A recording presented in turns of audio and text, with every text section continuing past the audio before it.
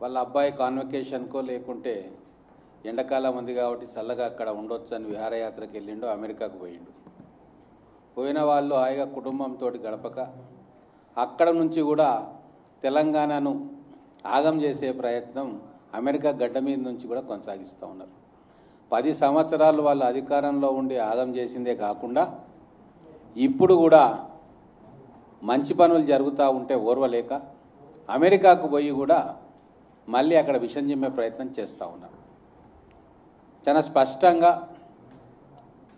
2-3 అంశాలు తెలంగాణ ప్రజల దృష్టికి తీసుకురాదలుచుకున్నా. భారత్ ఫ్యూచర్ సిటీ అని చెప్పి ఒక కొత్త నగర నిర్మాణానికి రేవంత్ రెడ్డి గారు తెలంగాణ రైజింగ్ విజన్ 2047 అని చెప్పి ఒక అద్భుతమైన ప్రణాళికను గ్రౌండింగ్ చేయబోతా ఉన్నాడు.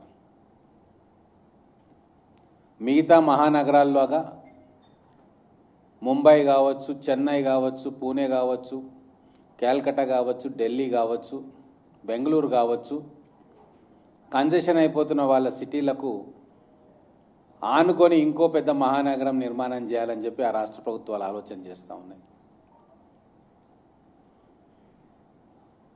మన అసెంబ్లీలో కూడా క్లియర్గా ఏ నగరాలు ఏ కొత్త సిటీలను నిర్మాణం చేస్తున్నారని చెప్పడం జరిగింది. చెన్నైకి సిరిపరంబదూర్ దగ్గర, బెంగళూరుకు వైట్ ఫీల్డ్స్ దగ్గర, ముంబైకి నవీ ముంబై, ఢిల్లీకి నోయిడా, గజియాబాద్, గురుగాం, అహ్మదాబాద్కు సనద్, తర్వాత గిఫ్ట్ సిటీ, క్యాల్కటాకు సాల్ట్ లేక్ సిటీ, ఇట్లా ప్రతి పెద్ద నగరానికి కూడా అనుబంధంగా ఇంకో మహానగరాన్ని నిర్మించే కార్యక్రమం చేస్తూ ఉన్నారు, చేసిండ్రు కూడా. అదే మన హైదరాబాద్కి అటువంటి ఇంకో మహానగరాన్ని మనం తయారు చేసి టెక్నాలజీలో ఏదైతే లేటెస్ట్ ట్రెండ్స్ వచ్చినాయో వాటిని కూడా సమకూర్చుకొని మన పిల్లల భవిష్యత్తుకు డోకా లేకుండా చేయాలని చెప్పి రేవంత్ రెడ్డి గారు ఆలోచన చేస్తూ ఉన్నారు. వాళ్ళు ఫార్మా సిటీ అని చెప్పి ఏదైతే కాలుష్యకారక ఇండస్ట్రీస్ తీసుకురావాలని చెప్పి ఆ రోజు 13,500 ఎకరాలను అక్వైర్ చేసే ప్రయత్నం చేసిండ్రు. దాన్నే రేవంత్ రెడ్డి గారు ఆ 13,500 ఎకరాలను పునాదిగా చేసుకొని భవిష్యత్ హైదరాబాద్ నగరానికి ఒక అనుబంధ నగరం నిర్మించే ఆలోచన చేస్తూ ఉన్నారు. ఎంత గొప్పగా చేస్తూ ఉన్నారు. 12 జోన్స్లో ఆ భారత్ ఫ్యూచర్ సిటీ నిర్మాణం చేయాలని చెప్పి డిపిఆర్లు తయారవుతూ ఉన్నాయి.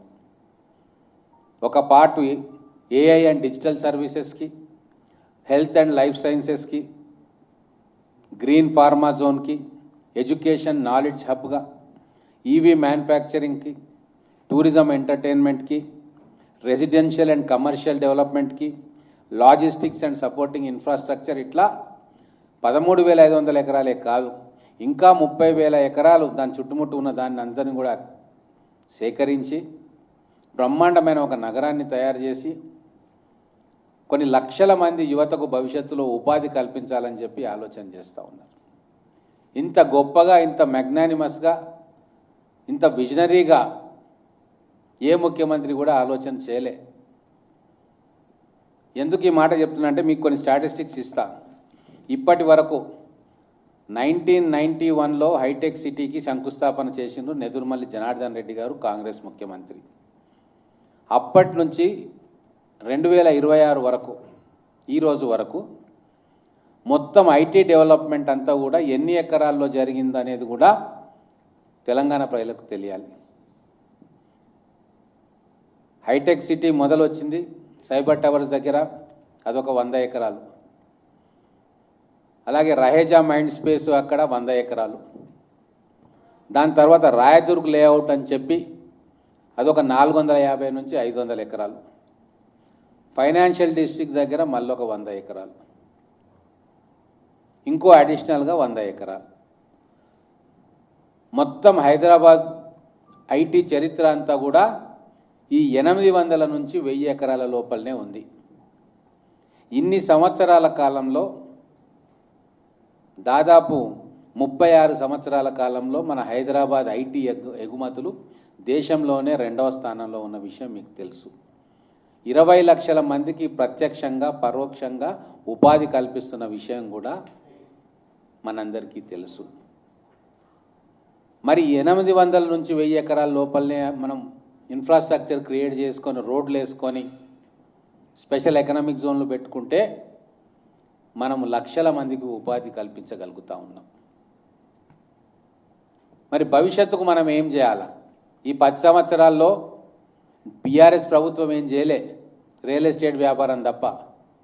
కానీ రేవంత్ రెడ్డి గారు వచ్చిన తర్వాత మొత్తం 30,000 ఎకరాల్లో ఇంకొక నగరం నిర్మించి మళ్ళొక 20 లక్షల మంది యువతకు ఉపాధి కల్పించాలి, అక్కడ రీసెటిల్మెంట్ చేయాలి అని చెప్పి ఆలోచన చేస్తూ ఉన్నారు. గ్రామీణ తెలంగాణ ప్రాంతంలో ఉన్న యువతకు స్కిల్ డెవలప్మెంట్ శిక్షణలు ఇచ్చి మారుతున్న ట్రెండ్స్ ప్రకారం ప్రపంచంలో ఏ బ్లూ కాలర్ వర్క్స్ అయితే మనకు జాబ్స్ మనకు వస్తాయో, ఏ ఏఐ రిలేటెడ్ జాబ్స్ మనకు వస్తాయో వాటిల్లో మన యువతకు ట్రైనింగ్ ఇప్పియాలా. స్కిల్ డెవలప్మెంట్ యూనివర్సిటీని పెట్టి స్కిల్ డెవలప్మెంట్ సెంటర్లను పెట్టి జిల్లాల్లో కూడా వాళ్ళకు ట్రైనింగ్ ఇస్తూ భవిష్యత్తులో వాళ్ళకి ఇక్కడ ఉపాధి కల్పించాలని చెప్పి ఒక ఆలోచన చేస్తూ ఉంటే వారి ఆలోచనలకు అనుగుణంగా మల్టీనేషనల్ కంపెనీస్, పెద్ద పెద్ద కంపెనీలు ఈ హైదరాబాద్లో భారత్ ఫ్యూచర్ సిటీలో ఇన్వెస్ట్మెంట్ చేస్తూ ఉన్నారు. మహీంద్రా అండ్ మహీంద్రా అధినేతనే దానికి మెంటర్గా ఉన్నారు. ఇట్లా 7 సెక్టార్స్లో దిగ్గజాలను మెంటర్స్గా పెట్టినాం. క్లియర్గా డిపిఆర్ తయారైంది ఆల్మోస్ట్. ఎక్కడ ఆ ఫ్యూచర్ సిటీ అనేది గ్రౌండింగ్ అయిపోతే మేము ఉనికి కోల్పోతాము అని ఆలోచన చేసి అమెరికాకు పోయి మన తెలంగాణ పరువును తీసే ప్రయత్నం చేస్తూ ఉన్నారు. ఇంకా ఇంతకంటే దారుణం ఏముంటుంది? బీఆర్ఎస్ పార్టీ నాయకులకు గతంలో చూసినాం, యువకులు ఆత్మహత్య చేసుకున్నారు, శవాల కాడ రాజకీయం చేసిండ్రు, ఆత్మహత్యలకు వీళ్ళు ప్రేరేపించిండ్రు. ఎంతోమంది యువకుల మీద కేసులైనాయి, జైళ్ళకు పోయినరు. వీరు మాత్రం ఏ రోజు కూడా జైళ్ళకు పోలే, లాఠీ చార్జ్ తినలే, దెబ్బలు తినలే. స్టేడియం గ్యాలరీలో కూర్చొని కింద బాక్సింగ్ రింగ్లో జనాలు కొట్లాడుకుంటుంటే ఆనందించే మనస్తత్వం ఉన్న కుటుంబం. అధికారం వచ్చిన తర్వాత అనుభవించిండ్రు. ఉద్యమకారులకు ఒక్క కుర్చీ కూడా ఇయ్యలే, వాళ్ళకు సదుపాయాలు కలిగేలే. పూర్తిగా 10 ఏళ్ళు అధికారం అనుభవించి అన్ని పోర్ట్ఫోలియోలు కుటుంబం దగ్గరనే పెట్టుకొని వేల కోట్ల రూపాయల ఆస్తులు సంపాదించుకొని ప్రజలు బండకేసి కొడితే ఈరోజు ప్రతిపక్ష పాత్రలో ఇమడలేక గింజుకుంటున్నారు. లీడర్ ఆఫ్ అపోజిషన్ అసెంబ్లీకి రాడు, బయటికి రాడు. మళ్ళా మేము అధికారంలోకి వస్తామని చెప్పి వీళ్ళు కలలు కంటా ఉన్నారు. అయ్యా, బీఆర్ఎస్ నాయకులందరికీ ముఖ్యంగా కేటీఆర్ గారికి, హరీష్ రావు గారికి నేను చెప్పేది ఏంటంటే, మీరు ఎన్ని రకాలుగా ప్రజల్లో విష ప్రచారం చేసినా మీ మీద కంటే ఎక్కువ విశ్వాసం కాంగ్రెస్ ప్రభుత్వం మీద, రేవంత్ రెడ్డి గారి మీద కంపెనీ ఓనర్లకు ఉంటుంది. ఎందుకంటే హైదరాబాదు అభివృద్ధికి పునాది రాయి వేసింది కాంగ్రెస్ పార్టీ, ఇన్ని సంస్థలను తెచ్చింది కాంగ్రెస్ పార్టీ, హెల్త్ సిటీలను తెచ్చింది కాంగ్రెస్ పార్టీ, జీనోమ్ వ్యాలీని డెవలప్ చేసింది కాంగ్రెస్ పార్టీ, ఎయిర్పోర్ట్లు, రింగ్ రోడ్లను కంప్లీట్ చేసింది కాంగ్రెస్ పార్టీ. లక్షలాది మంది యువకుల కలలను చెరిపే ప్రయత్నం హరీష్ రావు గారు చేస్తూ ఉన్నారు. అమెరికానే పోయి ఎందుకు పెట్టిండంటే అక్కడ ఉన్న ఎన్ఆర్ఐస్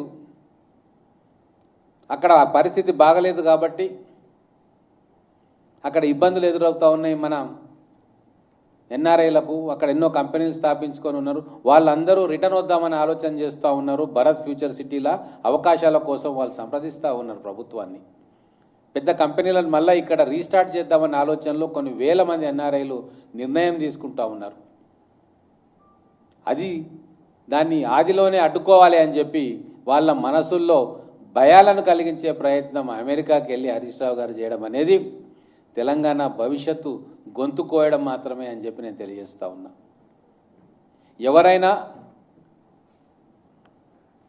సొంత రాష్ట్రం వదిలేసి బయటికి పోయినప్పుడు నిజాయితీ గల రాజకీయ నాయకులు, ఈ ప్రాంతం మీద, ఈ ప్రజల మీద ప్రేమ ఉన్న రాజకీయ నాయకులు ఏమంటారు? మా నగరానికి రండి, పెట్టుబడులు పెట్టండి, మేము ప్రతిపక్షంలో ఉన్నా కూడా అన్ని రకాలుగా సహాయ సహకారాలు అందిస్తాం, మీకేమైనా ఇబ్బందులు ఉంటే మాకు చెప్పండి అని అనాల్సింది. నిజమైన రాజకీయ నాయకుడు, ప్రజా సంక్షేమం కోరే రాజకీయ నాయకుడు అలాగే ఆలోచిస్తారు. మేము 10 ఏళ్ళు అధికారంలో లేము, కానీ ఏ రోజు కూడా పెట్టుబడిదారులను భయపెట్టే ప్రయత్నం చేయలే. మేము ఇంకా బాగా చేస్తాము, ఏమైనా తప్పులుంటే సరి చేస్తామని చెప్పినాం తప్ప రద్దు చేస్తామని చెప్పలే. కాలుష్యకారక పరిశ్రమలను మేము మూసేస్తాం ప్రజల అవసరాల దృష్ట్యా, ఆరోగ్యం దృష్ట్యా అని చెప్పినాం తప్ప మొత్తం ఫ్యూచర్ సిటీనే రద్దు చేస్తా అని చెప్పి ఈరోజు హరీష్ రావు గారు అంటున్నారంటే తెలంగాణ అభివృద్ధి ఆయనకు అభిమతం కాదు, కేవలం అధికారం కోసం, కాంగ్రెస్ పార్టీకి పేరు రాకుండా ఉండడం కోసం ఎంతవరకైనా దిగజారుతాను నేను అని చెప్పి ఈరోజు రుజువు చేసుకున్నారు. కేటీఆర్ గారు అదే పరిస్థితి, ఇప్పుడు హరీష్ రావు గారిది కూడా అదే పరిస్థితి. ఇంతకంటే దారుణం ఇంకొకటి ఉండదు. తెలంగాణ నిరుద్యోగులు రేపు ఉద్యోగాలు లేకుండా ఇక్కడ బొంబాయికి, దుబాయ్కి వలసపోవాలని చెప్పి చూస్తున్నదా కల్వకుంట్ల కుటుంబం? వీళ్ళ ధోరణి నచ్చకనే ఆ కుటుంబంలో ఉన్న ఆడపిల్ల వీళ్ళ వికృత చేష్టలు, విషపు ఆలోచనలు గమనించింది కాబట్టి ఈ పాపంలో నాకు భాగస్వామ్యం వద్దు అని చెప్పి బయటికి వచ్చిన చరిత్ర తెలంగాణ ప్రజలు గమనించాలి. ఆమె కొన్ని తప్పులు చేసి ఉండొచ్చు, కానీ వీళ్ళు చేస్తున్న దుర్మార్గాలు, అఘాయిత్యాలను చూసి భరించలేక ఆమె లాంటి వారు కూడా బయటికి వస్తున్నారు. అంటే వీరు ఎంత విషవలయంలో చిక్కుకున్నారనేది ఆలోచన చేయాలి. మళ్ళీ ఒకసారి గట్టిగా చెప్పదలుచుకున్నాం, ఫ్యూచర్ సిటీ రద్దు చేస్తామని చెప్పి మీరు చెప్తా ఉన్నారు. ఇది కేవలం బ్లాక్మెయిల్ రాజకీయాలే. వచ్చే పారిశ్రామికవేత్తలను భయపెట్టడం కోసమే, వారి నుంచి వేరే రకంగా, వేరే విధంగా లాభాలను ఆశించి ఈ ప్రకటనలు వస్తాయని చెప్పి మీరు భావించాలి. ఇంకో విషయం, మీరు అధికారంలోకి వచ్చేది లేదు, సచ్చేది లేదు. ప్రజలు మళ్ళొకసారి బీఆర్ఎస్కు అధికారం ఇవ్వరు. మీరు ఎన్ని చేసినా, పాదయాత్రలు చేసినా, మోకాల యాత్రలు చేసినా, పొర్లు దండాలు పెట్టినా, ఎన్ని రకాలుగా సీఎం రేవంత్ రెడ్డి గారిని దుర్భాషలాడినా, బండబూతులు తిట్టినా, అటెన్షన్ గ్రాప్ చేయడానికి ప్రయత్నం చేసినా ప్రజల మనసుల్లో నుంచి మీరు ఎప్పుడో చెరిగిపోయారు. మళ్ళీ వాళ్ళ మనసులో మీకు స్థానం ఉండాలి అంటే మీరు ప్రోగ్రెసివ్గా ఆలోచనలు చేయండి. తెలంగాణకు ఉపయోగపడే ఆలోచనలు ప్రభుత్వానికి ఇవ్వండి. తెలంగాణ ప్రజల పక్షాన నిలబడండి. అయినా మీ పార్టీ ఇప్పుడు సచ్చిన శవంతో సమానం. ఏమైనా వెళ్తే ప్రపంచంలో ఏ రీసెర్చ్ చేసినా సరే చచ్చిన శవాలను బ్రతికించే మందు ఇప్పటిదాకా రాలే. ఈ పార్టీగా లేవదు, శవంతో సమానమని చెప్పే కవిత బయటికి పోయింది కదా. పార్టీకి మనుగడ లేదని చెప్పి ప్రతి ఎన్నికల్లో కూడా తెలంగాణ ప్రజలు తీర్పునిచ్చిన విషయం కూడా మనం గుర్తుంచుకోవాలి. ఫార్మా సిటీ కోసం ఏదైతే భూములు గతంలో సేకరించినరో ఖచ్చితంగా గ్రీన్ ఫార్మా జోన్ను కూడా అక్కడ ఏర్పాటు చేస్తూ ఉన్నాం. కాలుష్యం లేని రీసెర్చ్, ఇన్నోవేషన్స్కు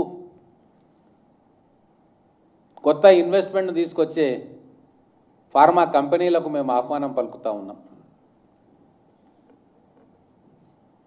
అంతే తప్ప తెలంగాణ నడిబొడ్డున ప్రజల ముంగిట్లో కాలుష్యాన్ని నింపాలని చెప్పి మేము అనుకోవట్లేదు.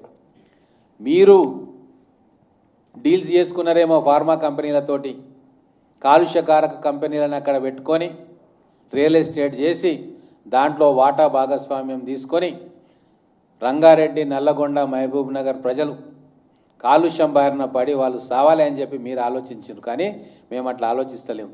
ప్రజలకు ఉపాధి కలగాలి, కొత్త టెక్నాలజీతో వచ్చిన కంపెనీలు, ఇండస్ట్రీస్ ఇక్కడ రావాలి, యువతకు ఉపాధి దొరకాలి, లక్షల మంది అక్కడ నివాసం ఏర్పాటు చేసుకోవాలి, ఒక కొత్త మహానగరాన్ని నిర్మాణం చేసుకోవాలి.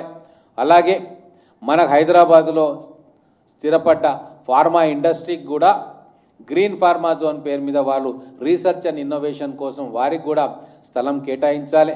లైఫ్ సైన్సెస్, బయో సైన్సెస్కు కూడా అక్కడ స్థలం ఇవ్వాలి, కొత్త కంపెనీలకు ఇవ్వాలి, స్టార్టప్ కంపెనీలను అక్కడికి తేవాలి అని చెప్పి ఒక గొప్ప ఆలోచన చేస్తూ అంతకంటే ఇంకో గొప్ప విషయం, మనకు పోర్టు లేదు. ఈరోజు చెన్నై కానీ ముంబై కానీ ఎందుకు మహానగరాలుగా అభివృద్ధి పదంలో దూసుకుపోతున్నాయంటే వాటికి నౌకాశ్రయం ఉన్నది, పోర్ట్స్ ఉన్నాయి, అక్కడ నుంచి విదేశాలకు అక్కడ ఉత్పత్తులన్నీ పోతూ ఉంటాయి. కానీ Hyderabad land locked city, Telangana land locked state. కాబట్టి ఆ ఫ్యూచర్ సిటీకి డైరెక్ట్గా మచిలీపట్నం రేవు, బందర్ రేవుకు కనెక్షన్ ఏర్పాటు చేయాలని చెప్పి ఒక గొప్ప ఆలోచన చేస్తూ ఉన్నాం. ఎందుకు అంటే గ్రీన్ఫీల్డ్ ఎక్స్ప్రెస్ హైవే మనం 200-250 కిలోమీటర్ల దాకా మనం గ్రీన్ఫీల్డ్ ఎక్స్ప్రెస్ వే వేస్తే డైరెక్ట్ పోర్టు కనెక్టివిటీ వస్తే ఖచ్చితంగా ఇక్కడ ఇంకా చాలా మ్యానుఫ్యాక్చరింగ్ ఇండస్ట్రీస్ వస్తాయి. ఇక్కడ ఇన్లాండ్ కంటైనర్ డిపోస్ పెట్టుకోవచ్చు, ఎస్సీజెడ్లను ఏర్పాటు చేసుకోవచ్చు. ఇక్కడ నుంచి డైరెక్ట్గా మనం విదేశాలకు ఎక్స్పోర్ట్ చేసే ప్రొడక్ట్స్ను మన దగ్గర తయారు చేసుకోవచ్చు. ఇంత గొప్పగా కాంగ్రెస్ ప్రభుత్వం రేవంత్ రెడ్డి గారు ఆలోచన చేస్తూ ఉంటే అవి సఫలీకృతం అవుతున్నాయన్న భయంతో, దుగ్ధతోటి ఇక్కడ చేసింది చేసిండ్రు, విదేశాలకు వెళ్ళి కూడా మన మీద బురద జల్లే ప్రయత్నం చేస్తూ ఉన్నారు. అంటే తెలంగాణ ప్రజలు ఖచ్చితంగా ఇది వాళ్లకు వ్యతిరేకంగా సాగుతున్న కుట్రగా భావించాలి. వాళ్ళ పిల్లల భవిష్యత్తును గొంతు కోసి అడ్డుకుంటున్న ప్రయత్నంగా భావించాలి. వాళ్ళ పిల్లల ఫ్యూచర్ని హత్య చేస్తున్న ప్రయత్నంగా భావించాలి. దానికి కారకులైన కల్వకుంట్ల కుటుంబంలోని సభ్యులందరినీ కూడా రాజకీయంగా బుద్ధి చెప్పి వాళ్ళకి ఇక్కడ స్థానం లేకుండా చేయాలి. ఎందుకంటే వాళ్ళు వస్తే మన పిల్లలు చస్తారు, ఉద్యోగాలు లేక ఆత్మహత్యలు చేసుకోవాల్సి వస్తుంది వాళ్ళ అధికారంలోకి వస్తే. కాబట్టి మన కుటుంబం బతకాలన్నా, కల్వకుంట్ల కుటుంబం రాజకీయంగా బతకాలన్నా అన్న ఆలోచన తెలంగాణ ప్రజలు చేయాలని చెప్పి నేను కోరుతా ఉన్నా.